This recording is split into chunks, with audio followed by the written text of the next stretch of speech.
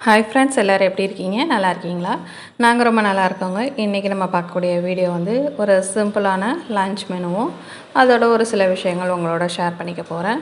இன்றைக்கி லன்ச் பார்த்திங்கனாக்கா ரொம்ப சிம்பிளாக தான் பண்ண போகிறேன். அதுக்கு வந்து ஒரு வெரைட்டி ரைஸ் தான் பண்ண போகிறேன். அதுக்கு வந்து சாதம் மட்டும் வேக வச்சுருக்கேன். அந்த வேக வச்ச சாதத்தை கொஞ்சம் நல்லா வந்து ஆற வச்சுட்டு நம்ம வெரைட்டி ரைஸ் பண்ணுறதுக்கு ஆற வச்சுட்டு பண்ணோன்னா தான் அது நல்லா கொஞ்சம் உதிரி உதிரியாக சாப்பிட்றதுக்கு கொஞ்சம் நல்லாயிருக்கும். அதனால் சாதத்தை முதல்ல வந்து ஆற வச்சிடுறேன். இன்றைக்கி பார்த்திங்கன்னா நான் புளி சாதம் கொஞ்சம், தேங்காய் சாதம் கொஞ்சம், சர்க்கரை பொங்கல் கொஞ்சம் செய்ய போகிறேன். சர்க்கரை பொங்கலுக்கு தனியாக ரைஸ் வச்சுருக்கேன். அதுக்கு வந்து பச்சரிசி தான் வைப்போம். இந்த மற்ற புளி சாதம், தேங்காய் சாதத்துக்கு சாப்பாட்டு அரிசி வந்து அதை புழுங்கல் அரிசி வச்சுருக்கிறேன். இப்போ வந்து அது ரெண்டையும் நல்லா ஆற வச்சுட்டேன் டிவைட் பண்ணிவிட்டு. தேங்காய் சாதத்துக்கு கொஞ்சம் கம்மியாக ரைஸ் எடுத்துகிட்டு புளி சாதத்துக்கு கொஞ்சம் கூடுதலாக எடுத்துருக்கேன்.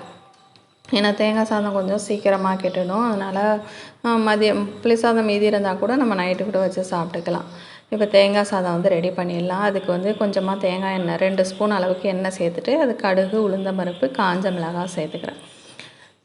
பொதுவாக நம்ம வீடியோவில் பார்த்திங்கனாக்கா நம்ம சமையல் பண்ணிக்கிட்டே ஒரு சில விஷயங்களை வந்து நான் உங்களோட ஷேர் பண்ணுறேன். அந்த விஷயங்கள்லாம் உங்களுக்கு பயனுள்ளதாக இருக்கா, இல்லை இது வந்து தேவையில்லை அப்படின்னு நீங்கள் நினைக்கிறீங்களான்னு எனக்கு தெரியல. ஸோ உங்களுக்கு அது வந்து ஏதோ ஒரு வகையில் உங்களுக்கு ஒரு பயனுள்ளதாகவும் இருக்கலாம், இல்லை ஒரு சின்ன ஒரு டைம் பாஸாக கூட இருக்கலாம். எப்படி இருந்தாலுமே வந்து ஓகே, அது போல் வீடியோ கண்டினியூ பண்ணலாம் அப்படின்னு சொன்னாலும் கமெண்ட் பண்ணுங்கள். சப்போஸ் இல்லை வேணாம், நீங்கள் குக்கிங் மட்டுமே ஷேர் பண்ணுங்கள் அப்படின்னு சொன்னாலுமே நீங்கள் கமெண்டில் சொல்லுங்கள். உங்களுக்கு எந்த வீடியோ வந்து உங்களுக்கு பிடிச்சிருக்கோ அது போல் வீடியோ வந்து நான் போஸ்ட் பண்ணுறேன். நீங்கள் வந்து ஷேர் பண்ணால் தான் எனக்கு வந்து எந்த மாதிரி வீடியோ வந்து உங்களுக்கு தேவைப்படுது அப்படிங்கிறது என்னால் புரிஞ்சுக்க முடியும். இப்போ வந்து தேங்காய் சாதத்துக்கு கடுகு, உளுந்தம்பருப்பு, காஞ்ச மிளகாய், அதோட தேங்காய் கொஞ்சம் போட்டுட்டு அதையும் வந்து கொஞ்சம் வதக்கிட்டேன். அதாவது ரொம்ப வதக்க வேணாம், ஏன்னா நம்ம உடனே சாப்பிட்ற போகிறோம். பட் கொஞ்சம் வச்சுக்கிறதா இருந்தால் தேங்காவை ட்ரை ரோஸ்ட் பண்ணிவிட்டு நீங்கள் அதுக்கப்புறமா சேர்த்துட்டிங்க அப்படின்னு சொன்னாக்கா இன்னமும் நல்லா வந்து வாசனையாக இருக்கும். இப்போ வந்து நீங்கள் உடனே சாப்பிட்றதா இருந்தால் இப்படி பண்ணிக்கலாம். தேங்காய் கொஞ்சமாக வறுபட்ட பிறகு நம்ம ஆற வச்சுருக்க சாதத்தை சேர்த்துட்டு, இப்போ சாதத்துக்கு தேவையான அளவுக்கு உப்பையும் வந்து அதிலே சேர்த்துட்டு கலந்து விட்டுடுங்க. அந்த ஸ்டவ் வந்து சிம்லேயே வச்சுட்டு கலந்து விட்டிங்கனாக்கா கொஞ்சம் சாதம் வந்து கெட்டியாக இருந்தால் கூட பார்த்திங்கன்னா கொஞ்சம் வந்து கெட்டியாக இருக்குது, ஏன்னா கொஞ்சம் சூடு இன்னும் ஆறலை. இப்போ நம்ம கலந்துக்கிட்டே வரும்போது கொஞ்சம் இன்னும் நல்லா நமக்கு உதிரி உதிரியாக கிடச்சிரும். இப்போ பார்த்திங்கன்னா நான் சிம்மில் வச்சு தான் கலந்துகிட்டு இருக்கேன்.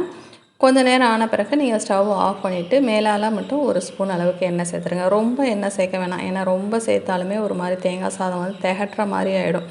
ஓரளவுக்கு நம்ம கைகள்லாம் ஒட்டாத அளவுக்கு அந்த வாசனை வர அளவுக்கு மட்டுமே சேர்த்துட்டிங்க அப்படின்னு சொன்னாக்கா சாப்பிட்றதுக்கு ரொம்ப நல்லாயிருக்கும்.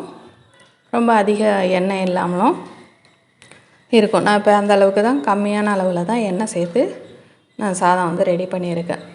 இதுக்கு சைட் டிஷ் பார்த்திங்கனாக்கா சிம்பிளாக ஒரு துவையல் அரைச்சிட்டு வத்தல், அப்பளம் அதெல்லாம் தான் வறுக்கலான் இருக்கேன்.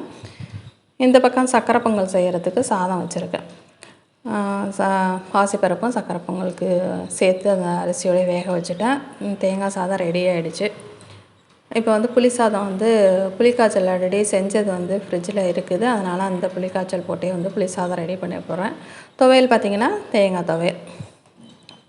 அப்போ இன்றைக்கி நம்ம பார்க்கக்கூடிய விஷயம் பார்த்திங்கனாக்கா வாழ்க்கையில் பிரச்சனை வர்றதுக்கு காரணம் என்ன? அதாவது ஒரு உறவுகளுக்கு இடையான வரக்கூடிய பிரச்சனையாகட்டும், இல்லைன்னா ஒரு ஃப்ரெண்ட்ஷிப்புக்குள்ளே வரக்கூடிய பிரச்சனையாகட்டும், இல்லை வந்து ஒரு சகோதர சகோதரி அந்த மாதிரி அவங்களுக்குள்ளே வரக்கூடிய பிரச்சனைகளாகட்டும், அப்படி அதுக்கு பேசிக்கான விஷயம்னு பார்த்திங்கனாக்கா ஒன்றேன்னு தான் நான் நினைக்கிறேன். அது பார்த்திங்கனாக்கா நீங்கள் டீப்பாக யோசனை பண்ணி பாருங்கள், இந்த ஒரு விஷயம் இருக்கா அப்படின்னு சொல்லி. அதுக்கு என்ன காரணம்னு பார்த்தீங்கன்னாக்கா எதிர்பார்ப்பு.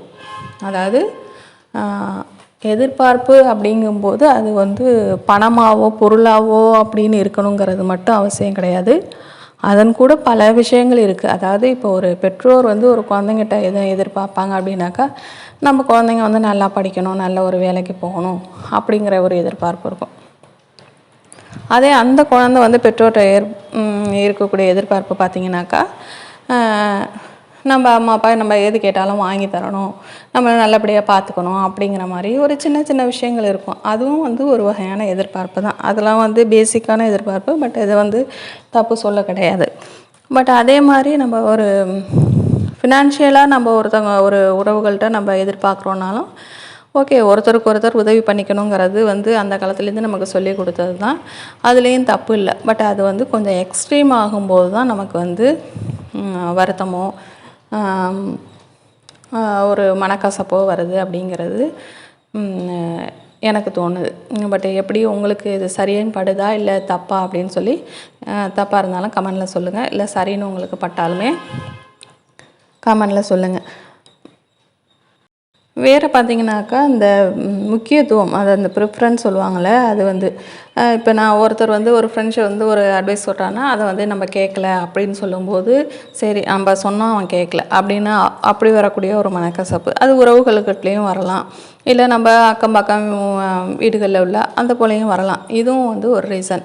இந்த மெயினாக பார்த்திங்கனாக்கா இந்த எதிர்பார்ப்பு, எக்ஸ்பெக்டேஷன் அப்படின்னு சொல்லக்கூடிய இந்த எதிர்பார்ப்பு தான் வருத்தத்தையும் மனசங்கடத்தையும் ஏற்படுத்துது அப்படின்னு சொல்லி நினைக்கிறேன்.